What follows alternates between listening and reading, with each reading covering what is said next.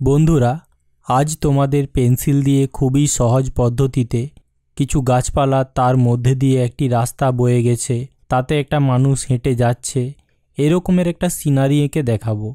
প্রথমে আমরা পেজটার চারপাশে পেন্সিল দিয়ে এইভাবে বর্ডার দিয়ে নিচ্ছি। কোনো স্কেলের ব্যবহার করার প্রয়োজনই হচ্ছে না। এই প্রসেসে বর্ডার দিলে তোমরাও সহজে খালি হাতে বর্ডার দিতে পারবে। দেখো, প্রথমে আমি পেজটার মাঝের থেকে একটু সাইডে একটা গাছ করছি। খুব সিম্পল গাছ হয়ে গেল। কিছুটা দূরে আরেকটা গাছ করছি। দূরের গাছ মানে আকারে ছোট হবে, আকারে ছোট করে দিলাম। এই যে সামনেরটা বড় এবং দূরেরটা ছোট, ক্রমশ যত দূরে হবে তত ছোট হবে জিনিসগুলো। এটাকে পার্সপেক্টিভ বলা হয়। এটাই ভালো ড্রয়িং করার আসল রহস্য বলতে পারো, বা গোপন ট্রিক্স বলতে পারো। পার্সপেক্টিভ জানা এবং পার্সপেক্টিভকে ব্যবহার করে ড্রয়িং করা। এই ছবিটা আঁকা হচ্ছে পুরোপুরি ইমাজিনেশন থেকে, অর্থাৎ আমার মনে যেরকম আসবে, আমি যেখানে যেটা করতে মন যাবে সেটাই করব। কোনো বাধা নেই, পুরো স্বাধীনভাবে ড্রয়িং করা বলতে পারো। এই ধরনের ড্রয়িং করে খুব মজা পাওয়া যায়।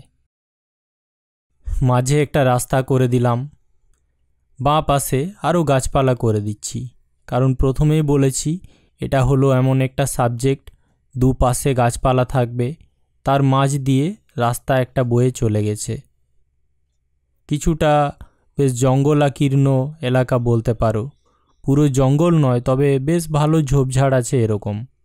এখানে আরেকটা জিনিস দেখো, দূরের যে গাছপালাগুলো তার যে আমি লাইনটা করছি, ড্রয়িংটা খুব হালকা করে করছি। সামনের দিকেরগুলো অনেকটা ডিপ করেছি, মানে দূরের জিনিসগুলো লাইনেও আমি হালকা করে দেখাচ্ছি।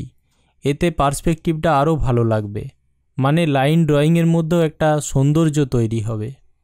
স্কেচ পেন দিয়ে ড্রয়িং করলে এটা করা সম্ভব নয়, পেন্সিলে এটা সম্ভব, কারণ স্কেচ পেন তো হালকা করে টানলে আর হালকা হবে না, পেন্সিলে যেটা করা যায়।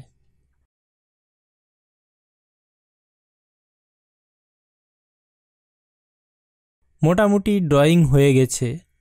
এরপরে একটা এখানে মানুষ করে দিচ্ছি, যে মানুষটা হেঁটে যাচ্ছে। কোনো সেরকম ডিটেলিং নয়, একটা ফিগার হেঁটে যাচ্ছে, মোটামুটি বোঝা যাচ্ছে সেরকমের করা হচ্ছে। এই ধরনের ফিগারগুলোকে দেখতে বেশ ভালো লাগে। একেবারে সামনে ফিগার বসিয়ে দিলে সেটা অনেক রিয়ালিস্টিক করতে হয়, প্রচুর খাটতেও হয়, কিন্তু এই ধরনের ফিগারে সত্যি বলতে খাটালি খুবই কম। কত সহজে দেখো মানুষটা করা হলো, অথচ কত সুন্দর দেখতে লাগছে। সামনে কিছু বড় বড় ঘাস, দু একটা ছোট ঝোপ জাতীয় গাছ, এইসব করে দেওয়া যেতে পারে। তোমরা চাইলে নিজের মন থেকে আরও অনেক কিছু এক্সট্রা জিনিস বা অবজেক্ট এখানে অ্যাড করতে পারো, কোনো অসুবিধা নেই। গাছের ডালে পাখি বসে আছে সেরকম করা যেতে পারে। এদিকে যেমন পুকুর একটা করা হয়েছে, জলাশয়, সেখানে বক বসে আছে, এরকম করা যেতে পারে। অর্থাৎ মনে যেটা আসবে সেটাই করে ফেলবে, ভয় করা চলবে না। দেখো, আমার ছবিটি কমপ্লিট হয়ে গেল আঁকা।